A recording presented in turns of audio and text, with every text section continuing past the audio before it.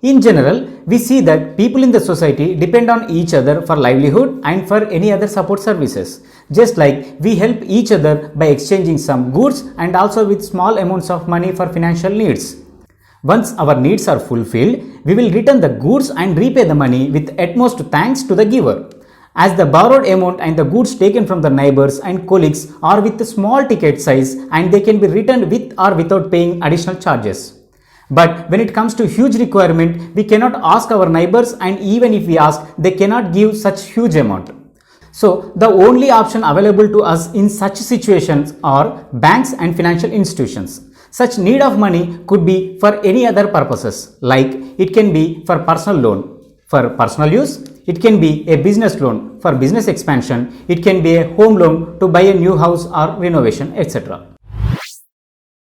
Hi friends, myself Shiva from Allfins. We are the authorized sales partner to the largest stockbroker in our country, Zerodha. Also, ICICI Prudential Life Insurance and Star Health Insurance. Our aim is to raise your financial awareness through the videos we make on behalf of Allfins channel.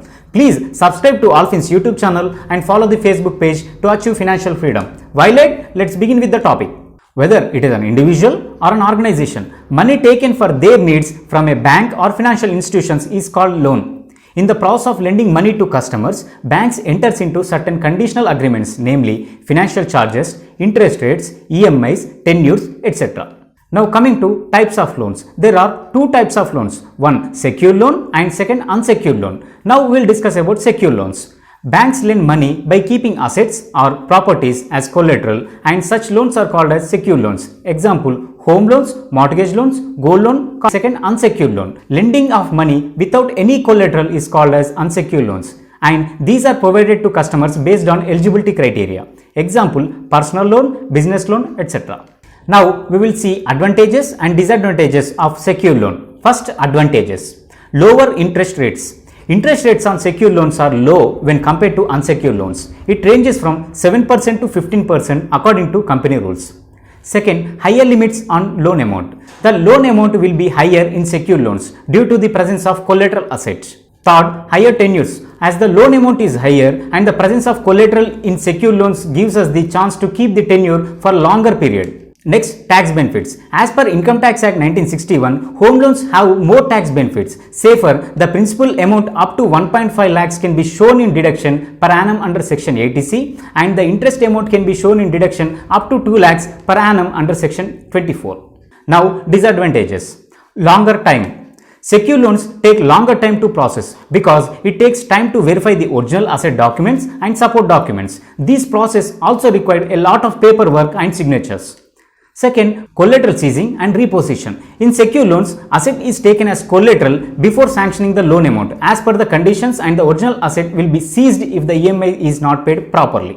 Affects CIBIL score. Normally, CIBIL score ranges from 300 to 900, and score above 750 is considered as good CIBIL score. But it can be severely affected if EMIs are not paid properly. If CIBIL is below 600, it will be very difficult to get loans in the future. Now we will see advantages and disadvantages of unsecured loan. First, advantages. No chance of losing asset.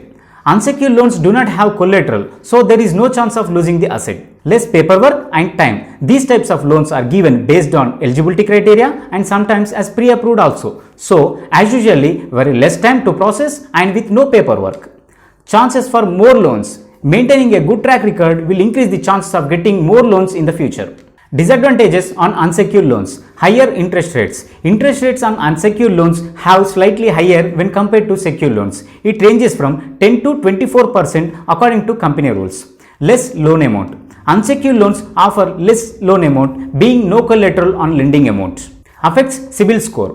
Even in case of unsecured loan, the CIBIL score is greatly affected if the EMIs are not paid properly. If CIBIL is not in the good range, it will be very difficult to get loans in the future. Now we will get a doubt whether secured or unsecured loans are better. So as a whole, when coming to loans, we cannot say exactly which is better because the borrower takes the loan according to his need. Example, some people look for low interest rates, some look for low tenure, others look for collateral free. However, if customer needs are fulfilled and compromise in some terms and conditions, both the loan types are better. But in terms of collateral assets as security, secured loans are profitable for banks and unsecured loans are beneficial for the customers. Now we'll see the important concepts of loan. First, income. Banks and financial institutions provide loans based on the customer's income. When it comes to unsecured loan, most of the lenders look for minimum salary of 20,000 per month, and in secure loans, minimum salary of 25,000 per month. Second, work experience. Loan eligibility depends on the customer's work experience. He or she must have a minimum of 1 to 2 years work experience to get qualified for loan. Down payment. When it comes to unsecured loans, there will not be anything like down payment. But when it comes to secure loans, like in case of home loan and car loans, no bank will provide 100% loan. It means a minimum of 10 to 15% down payment should be paid from our pockets. Say, if the total cost of buying a new house is 60 lakhs, the banks will provide loan only up to 50 lakhs to an individual. That is, bank will give 80% of the loan to the customers and remaining 20% customer has to bear. Tenure. Tenure is the number of months or years that customer has to pay for EMI. The borrower chooses the tenure that suits him the best. And in case of secure loans, the bank will seize the property if the loan EMI is not paid regularly.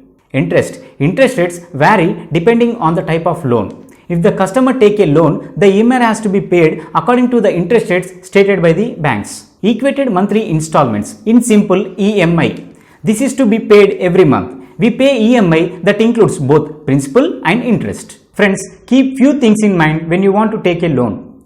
Do not borrow more than your need, even if the banks give you more loans.